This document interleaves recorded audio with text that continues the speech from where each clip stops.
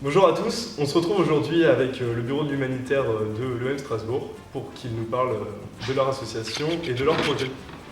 Bonjour le bureau. Bonjour. On va commencer donc par présenter un peu l'asso. C'est quoi le BDH? Expliquez-nous. Alors le BDH c'est l'association étudiante humanitaire de l'EM Strasbourg. Et vous, qui êtes-vous dans l'asso? Quels sont vos rôles? Du coup, notre merveilleuse présidente, Clara, responsable financement, Annie Veil. Bonjour, et Nicolas Diguelet, Community Manager de l'association. Donc du coup, parlez-nous un peu de la dynamique de votre association. Les différents pôles, ce que vous effectuez dedans, etc. Alors, dans l'asso, on a plusieurs pôles. Moi, je fais donc partie du pôle com, avec 20 personnes qui travaillent avec moi pour faire la communication de toute l'association, créer le site internet, diffuser la campagne de crowdfunding, et ensuite il y a le pôle financement. Et du coup, mon pôle rassemble tous les membres de l'association. On a pour objectif de mettre en place des actions qui nous permettront de récolter l'argent nécessaire à la mission parce que du coup on part de zéro et cette année on doit récolter pour 30 000 € de fonds. Quelles sont vos missions, vos projets pour cette année? Du coup on fait aussi d'autres missions dans Strasbourg, donc on travaille avec Abribus toutes les semaines, donc chaque dimanche. On est aussi en train de monter un partenariat avec des associations pour donner des cours aux migrants pour les aider, soit des aides administratives ou tout simplement leur apprendre le français ou l'anglais. Et donc pourquoi est-ce que vous êtes là aujourd'hui? Parce que certes on est une asso humanitaire, mais dans le mot humanitaire il y a le mot humain. Donc on a autant besoin des membres de notre asso que de vous et de tous ceux qui pourront nous donner une main. Notre projet phare c'est une mission humanitaire en Bolivie à Cochabamba. Pendant 4 semaines, 15 étudiants auront l'opportunité d'aller là-bas pour travailler donc, dans un orphelinat qui est basé sur l'art-thérapie. C'est-à-dire qu'ils vont soutenir ces orphelins avec des activités artistiques, que ce soit par exemple théâtre, chant, danse. Et du coup, c'est une façon de les aider à exprimer leur sensibilité, sachant qu'ils ont tous vécu des traumatismes. Et du coup, l'art, c'est une façon de leur permettre de s'exprimer autrement et d'extérioriser aussi. Parlez-nous un peu de votre partenariat avec l'association Lifetime. On va partir avec l'association strasbourgeoise qui s'appelle Lifetime Project.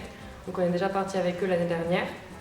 Et donc voilà, c'est une asso de laquelle on est assez proche, qu'on connaît bien et à qui on fait pleinement confiance car on sait que c'est toujours des missions qui sont hyper bien encadrées, il y a énormément de soutien une fois sur place et donc voilà. Et donc au-delà de votre mission en Bolivie, est-ce que vous avez d'autres projets pour cette année?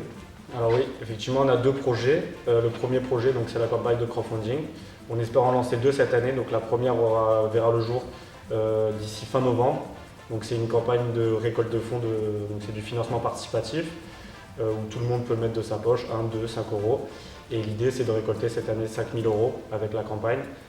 Et le deuxième projet c'est la course solidaire, donc c'est organiser une course au parc de l'Orangerie en mars. C'est pour entre 200 et 300 personnes qui paieront le prix de 2 ou 3 € pour participer à la mission. Nous, ça nous finance notre mission, ça nous fait connaître dans l'EM et donc on est activement à la recherche de partenaires pour la réaliser. Nicolas nous a parlé du crowdfunding. Est-ce qu'on peut vous financer ou vous aider d'une autre manière? À part ça, bien sûr, nous suivre sur nos réseaux qui vont apparaître normalement là. Ou même si vous avez des contacts ou des gens qui seraient intéressés pour nous aider, de nous relayer l'information et on se chargerait justement de faire le lien entre ces personnes et l'association. Il y a une dernière solution, ça serait de faire des dons financiers. Et en fait, vous serez déduit à hauteur de 66% sur les dons que vous ferez, déduit de vos impôts. Est-ce que vous pouvez nous parler un peu de la campagne de l'année dernière et ce que ça vous a apporté? Alors on est parti au mois de juin dernier pendant 4 semaines au Cameroun, à Yaoundé, la capitale. Et en fait, on a travaillé avec des femmes là-bas qui cherchaient à monter leur micro-entreprise. C'est très enrichissant sur le plan humain parce que du coup, on n'est pas logé à l'hôtel, on est logé chez l'habitant. Ça nous permet d'apprendre, de connaître la façon dont ils vivent et vraiment d'être terre à terre avec cette mission. Et plus qu'une mission, je pense, c'est une introspection. Merci à vous et puis on espère vous revoir bientôt.